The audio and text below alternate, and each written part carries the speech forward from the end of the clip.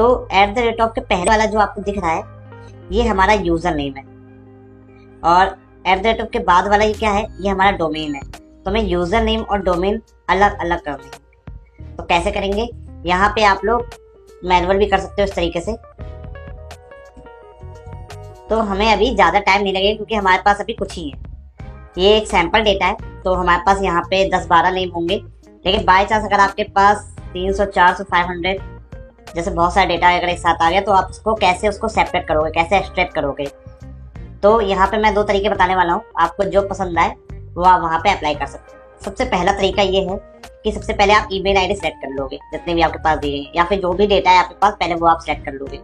यहाँ पे data tab में जाओगे, मैं ऑलरेडी यहाँ पे क्लिक है, आपका कुछ ऐसा आ रहा होगा। आप डेटा टैब में जाके यहाँ पे टेक्स्ट कॉलम पे आ जाओगे, तो ये आपके पास पॉपअप बॉक्स आएगा।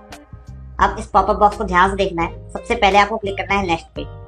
आपने नेक्स्ट क्लिक किया, उसके बाद ये चेक बॉक्स से रिमूव कर देंगे और ये सेपरेट किससे हो रहा है, @ से हो रहा है।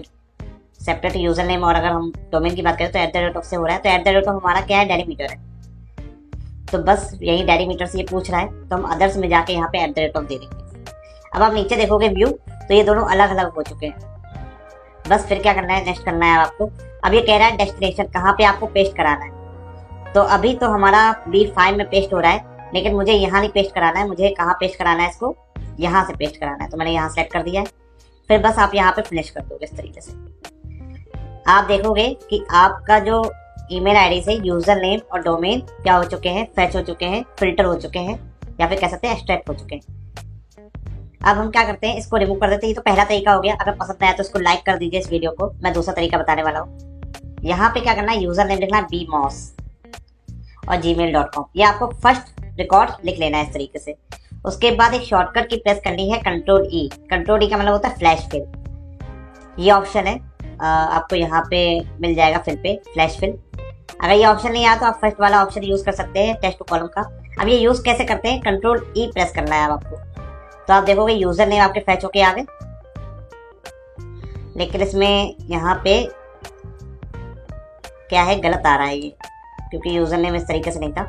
तो इससे बचने के लिए कभी कभी ऐसा हो सकता है, तो आप क्या करोगे, सेकंड नेम भी लिख लोगे। कैसे लिखोगे, हम जल्दी से लिख लेते हैं। इसको कॉपी करते हैं इस तरीके से और यहाँ पे पेस्ट कर देते हैं। अब जब Ctrl+E करेंगे तो आप देखोगे ये बिल्कुल सही आएगा, क्योंकि इसने पैटर्न इसने क्या है, पहचान लिया है। तो ये उस तरीके से सही आ रहा है, बिल्कुल हमें यही चाहिए था। इसके बाद यहाँ पे भी आप Ctrl+E कर दोगे तो यहाँ पे भी देखोगे आप कि गलत आ रहा है। तो फिर इसका भी हम लोग वही करते हैं, Gmail लिख लिया, yahoo.com लिख लेते हैं जल्दी से, फिर Ctrl+E करते हैं। अब देखोगे आप लोग बिल्कुल सही आ रहा है। तो कभी कभी हो सकता है कि 1-2 रिकॉर्ड में ना ले, तो आप 1 या 2 या फिर 3 रिकॉर्ड लिख के सीधे Ctrl+E करके सीधे उसको फैच करा सकते हैं।